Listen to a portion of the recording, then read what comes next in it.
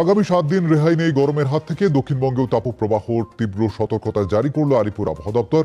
কলকাতা সহ দক্ষিণবঙ্গের সমস্ত জেলাতেই আগামী 7 দিন তাপমাত্রা 2 থেকে 4 ডিগ্রি বৃদ্ধি পাবে। আবহাওয়া বিজ্ঞানী ডক্টর সৌরিশ বন্দ্যোপাধ্যায় আজ সাংবাদিক সম্মেলনে জানান, উত্তরবঙ্গের জেলাগুলিতে হালকা বৃষ্টির সম্ভাবনা থাকলেও দক্ষিণবঙ্গের জেলাগুলিতে আগামী 7 দিন বৃষ্টির দেখা মিলবে না। তাপপ্রবাহের সতর্কতা থাকছে দক্ষিণবঙ্গের সব জেলাগুলিতেই।